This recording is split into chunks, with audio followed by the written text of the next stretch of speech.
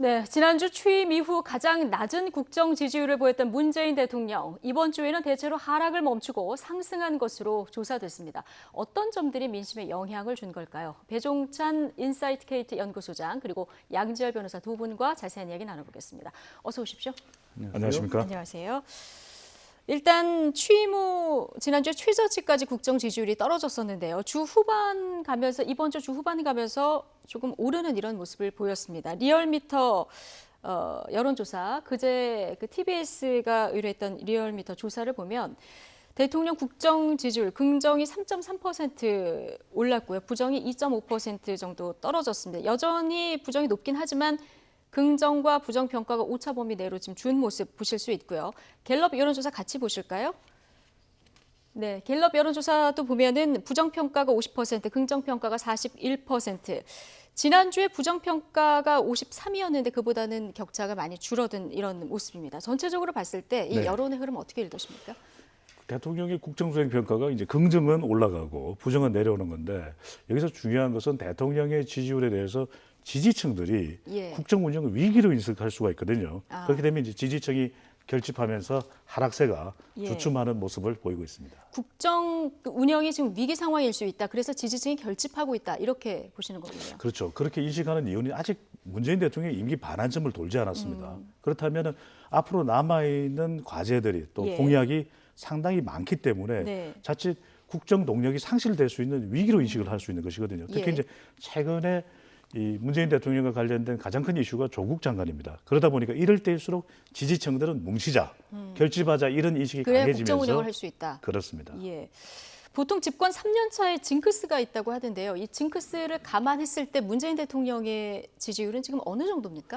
긍정평가만 놓고 보면은 역대 대통령과 비교하더라도 상당히 높은 편이죠. 그리고 이 문재인 대통령의 임기 3년차 징크스는 역대 대통령과 조금 차이가 있습니다. 왜냐하면 12월에 대통령 선거를 치르고 2월 하순부터 임기가 시작되는 역대 대통령과 달리 문재인 대통령은 인수위 과정도 없이 바로 시작을 했거든요. 사회에서 엄밀히 말하면 지금이 국정 3년차로 이야기하기 힘듭니다. 그렇지만 국민들의 인식은 임기 3년 차로 인식을 하기 때문에 징크스가 되는 이유는 중간평가 성격이 강해지거든요. 그렇기 때문에 대통령 지지율에 영향을 받을 수 있고 또 한편으로는 저절로 또 지지율이 빠지기도 합니다. 우리도 뭐 은행에 가서 잔고 확인해 보면 선거는 없는데 자꾸 나가 이렇게 되거든요. 그처럼 이제 대통령 지지율도 저절로 나가는 것처럼 자연스러운 현상도 있고 또 하나는 이제 여러 가지 악재들이 생기기도 합니다. 그런데 문재인 대통령은 그럼에도 불구하고 지금 지지율이 반등한다는 것은 지지층들은 상당히 견고하다. 하지만 지금 이제 의식을 해야 될 필요가 있는 것은 상당히 높은 편인 역대 대통령 임기 3년차 비교해도 이제 부정평가가 높은 거죠. 부정평가도 같이 높다. 이건 대통령의 탓이라기보다는 우리 사회가 그만큼 갈등 구조이기 때문에 이 갈등 구조를 완화하는 노력도 필요해 보입니다. 그러니까요. 지금 여론이 완전히 극과 극으로 갈려있는 이런 모습들을 보실 수 있는데요. 어떤 부분이 지금 지지율 반등에 영향을 줬는지 좀 이유를 살펴봤습니다. 갤럽 여론조사를 보니까 어떤 부분이 지금 잘하고 있느냐. 첫 번째가 외교 문제, 그리고 두 번째가 북한과의 관계 개선을 꼽았거든요. 대통령 지지율 견인에 이 비핵화 문제가 지금까지 좀 영향을 많이 미쳤었어요. 그렇죠. 이제 문재인 대통령 취임 이후에 가장 큰 어떻게 보면 성과라고 할 수 있는 부분이 남북관계 개선이고 또 그 북핵 문제 해결을 위해서 애써왔던 모습 아니겠습니까? 대통령이 평양까지 직접 가서 보셨던 모습이라든가 이런 문제들 한동안 주춤했었지만 그 부분이 어쨌든 북한의 직접적인 어떤 핵과 관련된 국제사회의 어떤 따가운 여론이나 이런 부분까지도 막아낼 수 있었다는 건 아직까지도 공로로 인정받을 수 있는 부분이고 한동안 주춤했었던 부분이 이제 최근에 다시 이제 트럼프 대통령과 김정은 위원장과의 관계 개선에 나오면서 그 점에 문재인 대통령이 그 시점을 놓치지 않고 직접 미국으로 가서 유엔청에 연설을 하고 트럼프 대통령과 만나는 자리까지 가졌다는 거 이런 부분들이 대통령으로서 해야 될 일을 충분히 다 하고 있다라고 국민 눈에 비칠 수 있었기 때문에 그리고 또 거기에 가는 기대감들이 여전히 크지 않습니까? 그렇죠. 그 부분이 아마 작용을 했겠죠. 그러니까 대통령이 미국에 갈 때 한미 정상회담이 북미 정상회담을 견인할 수 있을까, 추동할 수 있을까 이 부분이 굉장히 관심이었는데 여기에 대한 이제 기대치가 반영된 이런 결과다 볼 수 있습니다. 근데 역으로 생각하면 앞으로 비핵화 진전 상황에 따라서 혹은 뭐 북미 관계뿐만 아니라 이제 한일 관계 문제도 있는데요. 이런 부분의 진전 상황에 따라서 대통령 지지율에 영향이 있을 수밖에 없는 이런 상황이겠군요. 당연히 그렇게 됩니다. 왜냐하면 대통령 지지율에 영향을 주는 것은 경제, 북한 공약, 경북공인데 네. 이 북한의 사실상 또 안보, 외교가 다 들어가 있는 부분이거든요. 그렇다면 지금 중요한 것이 이 안보 부분은 동전의 양면입니다. 네. 대통령이 계속해서 지속적인 노력을 하고 있고 또 한편으로는 우리뿐만 아니라 북한과 미국도 절박한 상황이거든요. 북한의 비핵화라고 하는 과제가. 예. 그렇다면 지금 당장 효과는 나타나지 않지만 그럼에도 불구하고 문재인 대통령 취임 이후에 상당히 우리가 평화 관계가 조성되고 있는 것, 이건 한반도 평화 모드가 유지되고 있는 것, 이것은 또 대통령의 성과라고 볼 수 있는 부분이거든요. 또 한편으로는 비핵화가 북한의 내부 상황을 따져본다면 당장 또 성과가 나오기 어려운 부분 아니겠습니까? 예. 그렇다면 이 부분에 대한 기대감도 대통령 지지율에 반영이 되어 있는 부분이고 중요한 것은 그렇습니다. 앞으로 이 비핵화 성과가 한미 정상회담을 또 연결고리로 해서 또 북미 정상회담이 이루어지고 또 비핵화와 관련된 부분이 진전된다면 네. 대통령의 지지율 반등에 또 예. 중요한 계기가 될 걸로 보입니다. 그렇군요. 동전의 양면. 네. 예, 이 얘기가 딱 맞는 것 같습니다. 부정적인 것은 어떤 부분이 영향을 미쳤을까? 이것도 살펴봤는데요. 첫 번째로는 인사 문제가 꼽혔어요. 그동안에는 민생 경제 문제가 이제 부정평가의 가장 큰 요인이었는데 아무래도 조국 장관 임명 관련한 이슈가 영향이 있었다고 볼 수 있겠죠. 뭐 언론에서 한 달 넘게 모든 국민들의 시선을 빼앗았던 게 조국 장관과 관련된 거 아니겠습니까? 그렇죠. 지명 네. 이유로 청문회를 거쳐서 장관에 임명된 이유까지도 끊임없이 다뤄지고 있는 게 조국 장관과 관련된 문제이고 상당히 높게 나왔죠, 인사 문제가. 저는 이 부분에 있어서는 조금 더 주목해야 될 부분이 뭐냐면 저기에 문재인 대통령의 지지층과 또 지지하지 않는 층이 다 섞여 있다라는 생각도 듭니다. 이게 여론조사에 대해서 일반적으로 지지율이라는 표현을 쓰고는 있지만 네. 사실은 이건 현재 단계의 대통령의 그 직무 수행에 대해서 긍정적이냐 부정적이냐를 묻는 거거든요. 그러니까 문재인 대통령에 대해서는 지지하는 분들 중에서도 조국 장관과 관련해서는 또 부정적인 시각을 가진 분들도 예. 있고 또 이 말씀하셨던 것처럼 굉장히 첨예하게 부딪히는 문제다 보니까 왜 이거를 빨리 해결을 못 해주냐는 의미에서 부정적인 면으로 보실 수도 있는 거거든요. 네. 그래서인지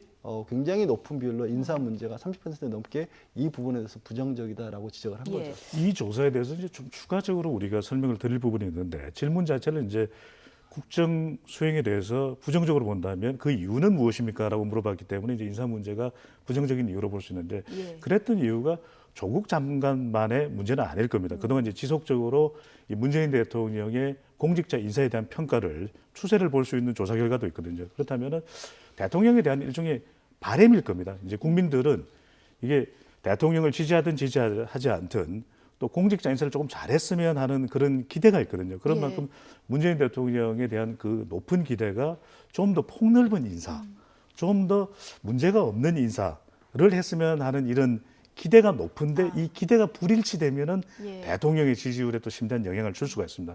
그런 만큼 이 조국 장관 이후에 앞으로도 또 대통령의 남은 임기 계속 공직자 인사를 해야 되지 않겠습니까? 예. 국민 여론 또 이 지지율을 관리한다는 차원에서 조금 폭넓은 인사 또 조금은 대통령이 야당과 협치하고 협력하는 인사를 한다면 대통령 지지율에는 플러스 포인트가 될 수 있는 것이죠. 아, 그렇군요. 어쨌든 이 인사 문제는 그동안에 여러 그 인사 문제들이 누적된 결과치다 이런 얘기를 해주셨는데요. 네. 리얼미터 그 조사 결과에서 조금 흥미로운 부분이 있습니다. 9월 4주차 국정수행평가의 일간 변화를 좀 주시면 조국 장관 자택 그 압수수색에 영향이 있었을 것 같은데요. 그 갑자기 이렇게 올라간 날이 있어요. 있었던 24일 국정 지지율이 49.7%로 가장 높은 이런 모습을 볼 수 있거든요. 이거 어떻게 하면 될까요? 지지층 결집으로 해석하면 됩니까? 모든 일에는 이제 이유가 있는 것이죠. 예. 그래서 우리가 지지율이라는 것을 추이를 보는 것이 이제 그만큼 중요하다. 지지율이 반등하고 변화하는 데에는 분명히 이유가 있습니다. 근데 지지층들이 볼 때는 어떤 계기를 또 기반으로 해서 지지율의 변화, 반등이 일어나는데 그 기점이 되는 것이 이 검찰의 조국 장관 자택을 수색한 것이거든요. 그런데 수색은 할 수 있을 것입니다. 그런데 그 정도가 아니라 11시간이다. 그러니까 40여 평 정도 되는 아파트에 11시간이라고 하는 압수수색이 물리적으로 상당히 많은 시간이었다. 좀 예. 지나쳤다. 이렇게 예. 또 인식할 수 있는 부분이거든요. 또 한편으로는 이 국민들이 인식을 하는 데 있어서 중요한 것인데 뭐 자장면, 이런 용어가 등장하다 보니까 이때 지지층들 또는 심지어는 중도층에서도 이렇게까지는 아닌데라면서 오히려 너무 대통령 과잉한 수사하는 것 아니냐. 그렇게 예. 인식을 할 수가 있는 것이죠. 그러면 예. 이 검찰의 수사에 대한 반발 심리가 작동하면서 대통령의 지지율이 또 예. 반등하는 원인으로 볼 수가 있는 것이죠. 왜 이렇게 그 11시간이나 길어졌느냐 여기에 대한 해석은 뭐 또 이유도 다양하게 나오고 있습니다만 보통 자택 압수수색은 어느 정도 진행이 됩니까? 그게 뭐 사안에 따라서 많이 다를 수밖에 예. 없죠. 근데 그 일반적인 자택을 압수수색을 했을 때 규모도 그렇고 수사관의 동원 인력도 비춰봤을 때 11시간은 어떻게 생각을 해도 길 수밖에 없다라고 추가 볼 수. 압수수색 영장을 발부받더라도. 근데 그 추가 압수수색 영장까지 포함을 시킨다면 오히려 예. 다른 생각을 해볼 수도 있는 거죠. 왜 추가 압수수색 영장을 나왔을까? 검찰 측에서 밝힌 이유는 조국 장관 측에서 이 영장에 그러니까 포함되어 있지 않은 범위를 압수수색을 하기 때문에 이 부분을 우리가 받아들일 수 없다. 그래서 그 부분을 추가로 영장을 발부받느라고 우리가 늦었다라고 검찰은 네. 해명을 하고 있는데 이 해명 역시도 사실은 어찌 보면 부적절해 보이는 게 그렇다고 한다면 애초에 그쪽에서 거부할 수밖에 없는 그러니까 영장 범위에 포함되지 않은 부분까지 왜 압수수색을 하려고 했느냐. 결국 그거는 예. 검찰이 자초한 거 아니겠습니까? 영장 발부를 추가적으로 하느라고 우리가 더 늦어졌다라는 해명은 사실은 해명이라고 보기 좀 어려운 측면이 있거든요. 예. 그것까지 고려를 하더라도 11시간은 굉장히 긴 시간일 수밖에 없죠. 그런 부분이 좀 여론에 영향을 미쳤을 수 있다. 그러니까 뭐랄까, 그러니까 검찰 우리가 이제 법은 항상 균형을 맞춰야 된다고 하지 않습니까? 예. 어떤 정도의 사안에 뭘 투입을 할 것인가? 그러니까 국민들이 바라보는 시선이라고 하는 것은 이 정도면 적절한 수사다. 우리가 결과만이 꼭 선은 아니고 그 과정에서의 정당성이나 절차적인 정당성도 꼭 필요하다고 하는데 예. 지나쳐 보인다는 국민들의 의견도 많이 있었던 거죠. 예. 어쨌든 조국 장관 이슈하고 대통령 지지율이 이렇게 좀 함께 움직이는 모습은 볼 수가 있거든요. 이거는 정부 입장에서는 약입니까? 독입니까? 단기적으로는 불가피해 보입니다. 하지만 예. 이제 중장기적으로 가게 되면 이제 국정 운영에도 걸림돌이 되고 부담이 될 수가 있는 부분이거든요. 예. 왜냐하면 지금 연동되어서 가는 지지율이 세 개가 있습니다. 대통령의 지지율, 조국 장관과 관련된 지지율, 찬반, 그리고 또 하나는 이 정당 지지율입니다. 지금 현재는 대통령이 아직 임기 반환점을 돌지 않았고 지지층도 견고하기 때문에 이러한 여론을 살려갈 수 있는 부분인데 이제 시간이 지나게 되면은 대통령으로서도 상당히 부담스럽거든요. 왜냐하면 예. 이 특정인에 대한 이슈를 끊어내고 국정 동력을 계속 살려가고 더 중요한 이슈들이 많고 한편으로서는 정당으로서도 대통령의 지지율의 후광 효과, 대통령 지지율이 높으니까 상당한 또 도움을 받을 수는 있겠지만 총선을 앞두고는 또 정당의 독자적인 목소리를 낼 필요도 있거든요. 그래서 네. 단기적으로는 불가피해 보인다. 이런 현상이 일어나고 있다. 하지만 중장기적으로는 좀 부담을 덜어낼 필요가 있는 것이죠. 예. 검찰 수사에 대해서 잘하고 있다 이렇게 보는 국민들도 있고 과잉 수사다 이렇게 보는 국민들도 여론이 팽팽하게 맞서 있고 오늘 서초동에서는 양쪽에도 집회가 다 열린다고 해서 긴장감도 돌고 이런 상황입니다. 이런 상황에서 조국 장관 수사 발언을 자제해 왔었던 문재인 대통령이 어제는 직격탄을 날렸습니다. 고민정 청와대 대변인 목소리로 듣고 오시겠습니다.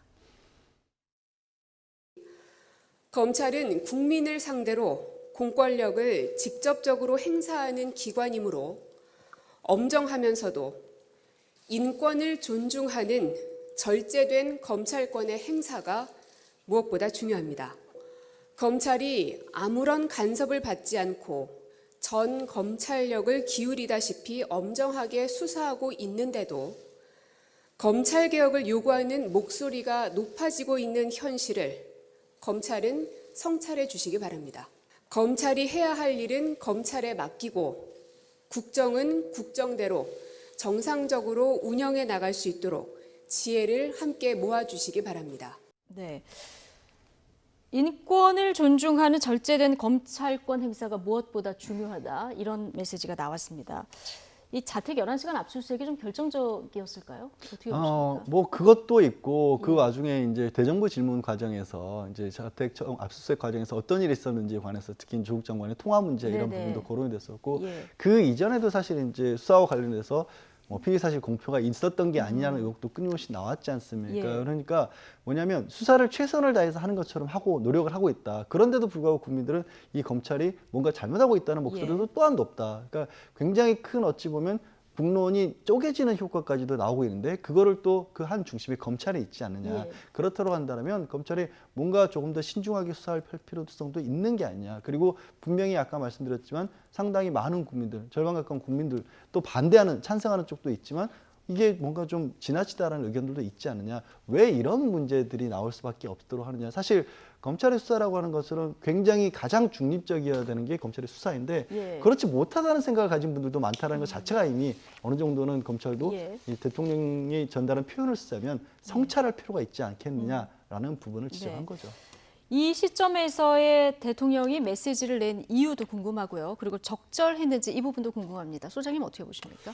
적절한지 여부는 이제 여론이 평가하겠죠. 예. 국민 여론을 좀 우리가 지켜봐야 되는데 더 중요한 것은 검찰이죠. 네. 그럼 대통령 지지율을 이야기할 때는 세 가지: 경제, 북한, 또 이제 공약인데 이 공약 중에서 최우선 공약이 검찰 개혁이거든요. 그렇죠. 사법개혁이었죠. 네, 예. 사법개혁인데 뭐 북한도 그렇고 경제도 상당 당장의 성과가 날 수 있는 그런 상황은 아니거든요. 그렇다면 더 중요한 것이 국정 운영의 동력을 살려가는데 이 검찰은 너무 중요합니다. 개혁을 예. 해야 되기 때문에 이 검찰이라는 두 글자를 대통령은 지을 수가 없었다. 지금 계속해서 대통령이 침묵한다 그러면은 이것이 대통령의 침묵이 곧 검찰 개혁에 대해서 자시하고 있는 것 아니냐 이렇게 또 받아들여질 수도 있는 부분이거든요. 그렇다면 대통령은 할까 안 할까 고민을 많이 했을 것입니다. 하지만 안 할 수는 없는 것이고 하되 이것을 절제 제한적으로 하자. 그래서 예. 직접 하면 상당히 또 부담이 됐기 때문에 네. 고민정 대변인을 통해서 지금 이 상황을 보고 있는 대통령의 의중, 하지만 이것은 지나치지 않게 전달하는 셈이었고요. 여기서 가장 중요한 것은 그것입니다. 검찰 개혁이 자초되지 않을까 하는 위기인식. 이것은 예. 대통령이 가장 심각하게 생각할 수밖에 없는 부분이거든요. 그렇기 때문에 이야기하지 않을 수밖에 없었다라고 분석을 해봅니다. 대통령이 걸었던 공약 중에 가장 중요한 부분, 지금 시점에서 그래서 메시지 전달이 필요하다 이렇게 판단했다는 의견이신데요. 여러 가지 그 메시지가 나왔습니다만은 검찰의 개혁의 주추임을 이제 명심해달라 이 얘기를 하면서 조국 장관이 책임져야 할 일이 있는지 여부는 검찰 수사 등 그리고 사법 절차에 의해서 가려질 것 이런 얘기를 했거든요. 네. 이 얘기를 어떻게 해석할 수 있을까요? 최종 거취는 이제 법원의 판단까지 다 붙고 결정하겠다 이렇게 해석을 할 수 있을까요? 그러니까 사법 절차라는 예. 그 단어에 많은 분들이 좀 주목을 하는 것 같아요. 그러니까 검찰 수사 결과라고만 할 경우에는 그건 역시 검찰의 모든 것을 또 맡긴다라는 얘기가 될 수 있고, 조국 장관 본인도 이제 그 굉장히 오랜 침묵 끝에 직접 언론과의 인터뷰를 통해서 아내와 검찰과의 다툼이 있다라고 했죠. 예. 그러니까 저도 이제 법조계에 있으면서 이 법조계에 있다 보면 이걸 표현을 어떻게 적절한 표현이 뭐 승부분성이라고 해야 될까요? 예. 뭐 이긴다 진다라는 것을 좀 집착한다고 해야 될까요? 그러니까 이게 객관적이고 중립적이기가 상 어려울 때가 있습니다. 그러니까 검찰의 입장에서는 최선을 다해서 수사를 한다는 건 뭐냐면 저 사람이 죄가 있다는 것을 입증하는 쪽에 아무래도 시선이 몰릴 수밖에 없다는 거예요. 예. 검찰이 어떤 의도를 가지고 있다 안 가지고 있다가 아니라 애초에 하는 일 시선 자체가 뭔가 부정적으로 볼 수밖에 없는 게 검찰의 임무인 겁니다. 예. 그 일을 아무리 성실하고 객관적으로 하더라도 예. 그렇다면 그 부분에 있어서 결국 중립적으로 최종적인 판단을 할 수 있는 것은 법원으로 그래서 넘어갈 수밖에 없는 거거든요. 예. 그런 의미에서 사법 절차라는 의미가 최종적인 결과까지 봐야 한다라는 예. 여기를 대통령 스스로가 또 법조인 출신이다 보니까 그 말씀을 하신 게 아닌가 예. 싶습니다. 검찰에서 이 이후에 입장이 나왔는데 헌법 정신에 따른 엄정한 수사 그리고 국민이 원하는 개혁에 최선을 다하겠다. 원론적이지만 여러 가지 함의도 담겨 있는 이런 발언인 것 같습니다. 지금 야권에서는 동시에 또 검찰 수사에 부당하게 대통령이 개입하는 거 아니냐 이런 그 얘기도 나오는데요. 어떻게 보십니까? 예, 뭐 대통령이 가진 어떤 정치적 입지에 대해서 야권에서는 또 비판적으로 나올 수밖에 없고 검찰은 아마 조금은 불편하다고 느낄 수밖에 없을 것 같고요. 저는 불편하다고 느끼는 부분이 필요하다고 생각을 합니다. 그러니까 검찰의 독립이라고 하는 것이 수사에 대한 압력으로 하는 게 아니라 검찰의 어떤 수사든 검찰의 행정이든 이런 부분들이 모든 것이 다 국민으로부터도 자유로울 수 있는 건 아니잖아요. 예. 그러니까 국민의 시선조차 의식하지 않는 수사라든가 행보를 보이는 부분들이 그동안에 검찰의 한 가지 문제점으로 지적이 되어 왔고 지금도 아까 여론조사 잠깐 나왔지만 많은 국민들 그렇지 않은 분들 그런 분들도 계시지만 또 불편하다고 느끼시는 분들이 분명히 있단 예. 말이에요. 대통령이 나서서 얘기를 할 수밖에 없는 상황을 초래한 것도 검찰이란 부분이라는 점에서는 분명히 검찰도 한 번쯤은 혹시 우리가 하고 있는 일에 대해서 뭔가 문제는 없는지 되짚어볼 필요는 있다라는 거죠. 예.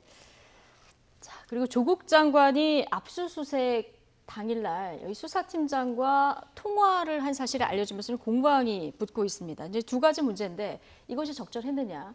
그리고 또 하나는 어떻게 밖으로 공개되느냐. 이 두 가지 문제인데요. 어제 조 장관은 해명을 했습니다. 인륜의 문제라고 주장을 했는데 이 얘기 잠시 듣고 오시겠습니다.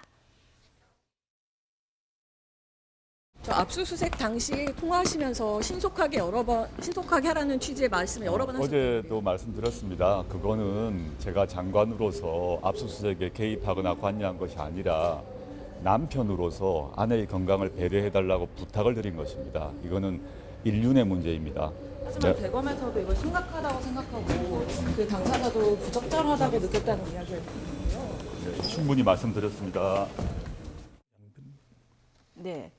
일단 수사 지휘는 아니다. 인륜의 문제다 이렇게 얘기를 했습니다. 어떻게 들으셨습니까? 뭐 이게 부적절할 수밖에 없다는 것은 본인도 인정을 하고 있으시지 않습니까? 그런데 다만 이제 몇 가지 살펴봐야 안 했으면 끊었으면 좋았을 것 그렇죠. 같았다 얘기를. 예. 근데 이제 그럴 정도의 이성적인 판단을 할 수 있는 상황이었을까를 따져볼 수도 필요도 있을 것 같아요. 말씀하신 것처럼 이제 적극적으로 장관이 먼저 뭐 이 연락처를 알아내서 압수수색에 대해서 항의의 표시라든가 아니면 거기에 관여를 하기 위해서 직접 전화를 걸었던 건 아닌 상황이었고, 두 번째로 검찰에서는 명백하게 이 수사에 대한 압력이라고 굉장히 불편하다는 심정을 드러내고 있는데, 일반적인 어떤 법무부 장관의 상황에서 일반적인 수사에 대해서 법무부 장관이 전화를 걸었다라면 네. 그건 압력으로 느껴질 수가 있겠죠. 근데 예. 지금의 상황은 사실 본인의 부인은 수사를 넘어서서 이미 재판에 넘어가 있는 상황이고, 예. 아들과 딸도 피의자로 수사를 받고 있고, 동생, 전 처제, 오촌 조카까지 전부 검찰이 수사를 받고 예. 있고, 법무부 장관 본인도 피의자로서 적시가 돼서 이 압수수색의 대상물이 된 상황이거든요. 예. 그럼 그런 상황에서 검찰이 압력을 받았다라고 느껴야 될까? 그러니까 힘의 균형추라고 하는 게 지금 상황에서 법무부 장관이 더 큰 힘을 가지고 있으면서 뭔가 압력을 행사할 수 있는 위치에 있다고 과연 봐야 될까? 예. 거기에 대해서는 저는 개인적으로 좀 회의적이고요. 예. 한 가지 짚어야 될 부분은 그날의 압수수색은 조 장관 본인도 압수의 대상이었기 때문에 엄격히 따지면 조 장관에게도 사실은 통지가 갔거나, 사실 더 따지면 영장 제시가 돼야 될 상황이었습니다. 모르게 가는 게 아니라 사실은 그렇죠. 알렸어야 하는 예, 상황이다. 그렇죠. 예. 알겠습니다. 어쨌든 통화가 적절했느냐 안 했느냐 이 부분에 대한 여론도 갈리고 있고요. 그리고 이 문제가 극소수만 알 수 있는 이 부분이 어떻게 야당 의원이 알아서 국회에서 또 공개를 했느냐, 이 부분도 또 하나의 여론으로 지금 찬반이 갈려 있는 상황인데, 다음 주 여론에도 아마 이 문제가 좀 영향이 있겠죠. 요즘 뭐 이런 이야기가 나오고 있습니다. 저번 주도 조국 장관, 이번 주도 조국 장관, 다음 주도 조국 장관. 예. 조국 장관 얘기가 내려나오고 있는데, 가장 큰 이유는 이게 의혹이 계속 정복되고 있고 또 정치 공방이 되고 있고, 그러다 보니까 국민들도 사실은 실체를 알고 싶은 것이 가장 핵심적인 국민 여론일 겁니다. 이게 네. 다른 게 아니라 우리가 국정 운영이라는 것이 법무부 또는 조국 장관과 관련된 일 많고도 많거든요. 민생 현안들도 너무 많고. 그렇다면 가장 중요한 것은 이것을 자꾸 의혹으로 다루는 것이 아니라, 국민들도 계속해서 흔들리고 있습니다. 어느 것이 예. 진실인지를 모르겠다. 가장 크게 저는 여론에 영향을 줄 수 있는 것은 결국 뭐 검찰 수사를 빨리 하라라고 이 여론의 압박을 가할 수 있는 사안은 물론 아니라고 봅니다만, 이게 네. 길어지면 길어질수록 이 사회적 갈등은 더 깊어지고 있지 않습니까? 그런 만큼 실체적으로 규명된 부분에 대해서는 밝혀서 그 부분이 그냥 단순한 의혹이었는지 정말 실체적인 사실인지 이것을 빨리 밝혀내서 국민들로 하여금 판단케 하는 것이 가장 중요해 보입니다. 예, 이번 주도 뭐 다음 주도 다 조국 장관 이 얘기가 있다고 말씀해 주셨는데, 조국 장관 이슈가 그러면 정당 지지율에는 어떤 영향이 있는지 좀 살펴보도록 하겠습니다. 리얼미터와 갤럽의 여론조사 종합적으로 좀 보고 얘기를 나눠볼 텐데요. 리얼미터 여론조사 먼저 보면 민주당이 42%, 전주에 비해서 3.5%포인트 상승을 했고요. 반면 한국당은 29.5%로 전주 대비 3.0%포인트 떨어진 것으로 조사가 됐습니다. 갤럽 여론조사도 좀 주실까요? 예, 갤럽을 보시면 민주당, 갤럽 여론조사를 보면 자유한국당, 바른미래당, 정의당 다 떨어졌네요. 그리고 무당층이 올라간 이런 모습을 확인할 수 있습니다. 일단 두 여론조사가 조금 차이는 나요. 이건 어떻게 볼 수 있을까요? 이는 있지만 예. 공통점을 볼 수 있는 것은 이 더불어민주당의 지지율이 하락하지는 않았거든요. 대체로 유지되거나 거의 큰 변화가 없거나 상승하는 모습을 보면은 지금 이것을 위기라고 인식하고 있고 여당은 결집하고 있다, 지지층들은. 네. 한편 지금 조국 장관 논란과 관련해서 이 야당인 특히 자유한국당이 정부를 향해서 또 조국 장관을 향해서 강한 정치적 공세를 펼치고 있지만 또 지지율에는 반사 이익을 얻고 있지는 못한 모습이에요. 네. 그러니까 이것이 보수 결집에는 아직 이 표면적인 효과는 나타나지 않고 있다. 그다음에 또 하나의 특징은 이 다른 정당들의 지지율은 오히려 하락하고 주춤한 모습이거든요. 그렇다면 이 두 정당의 이런 논란 속에서 다른 정당의 반사이익이 없는 것은 오히려 이 정치 공방이 더불어민주당과 자유한국당 중심으로 일어나고 있는데 저는 가장 우려스러운 것은 무당층이 늘어난 점입니다. 그러니까요. 정치권 전반에 대해서 지금 국민들의 혐오가 강해진 모습, 그만큼 실망이거든요. 절망이기도 하고. 그렇다면 지금 정당 지지율 조사는 우리 시청자분들이 보시기에 상대적인 겁니다. 어딘가를 선택하지 않을 수 없거든요. 어느 정당이라도 조금이라도 더 지지한다면. 하지만 이런 질문 속에서도 무당층, 지지할 정당이 없다고는 비율이 늘어난 것은 그만큼 우리 국민들이 이제는 이 국회 심판론까지 작동될 수 있다. 물론 어느 정당이 저 잘했는지 못했는지 시시비비를 가리는 것 이상으로 모든 정당이 이제는 머리를 맞대고 민생 쪽에 또 노력을 기울이면서 조국 장관은 조국 장관 논의대로 할 필요가 있어 보입니다.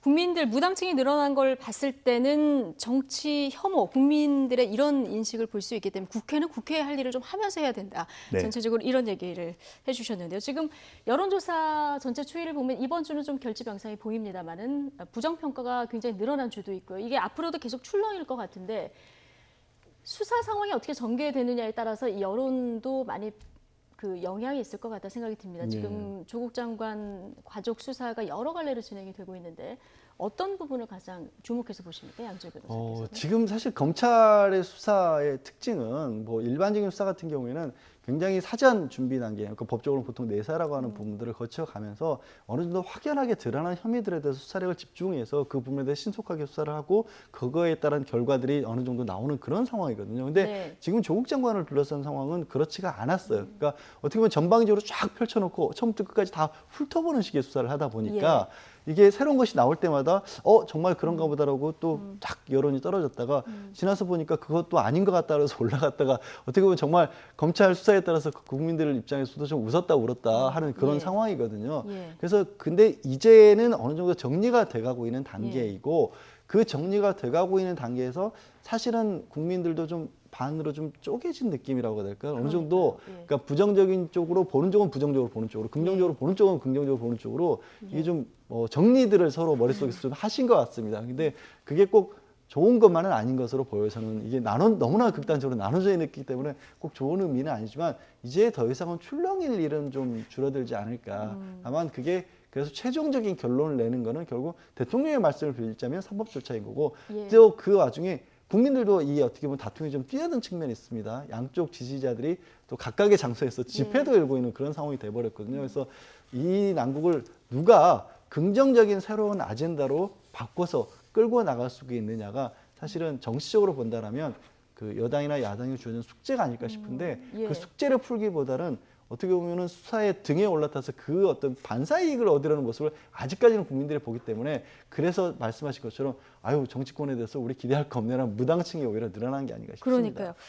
이 쪼개진 여론 말씀하신 대로 이걸 수습하는 게 앞으로 정치권 과제인 것 같아요. 마지막으로 한 말씀 듣겠습니다. 가장 중요합니다. 이건 뭐 정치권에서 사실 노력을 기울여야 되는 부분이고 지금 패스트트랙부터 시작해서 민생연령과 관련된 부분이 많거든요. 자칫 잘못하면 내년 총선이라는 것이 어떤 후보를 선택하는 것이 아니라 이 국회 또 정당에 대한 심판이 될 수도 있다라고 하는 이 무서운 준엄한 국민 여론을 반드시 기억해야 될 것으로 보입니다.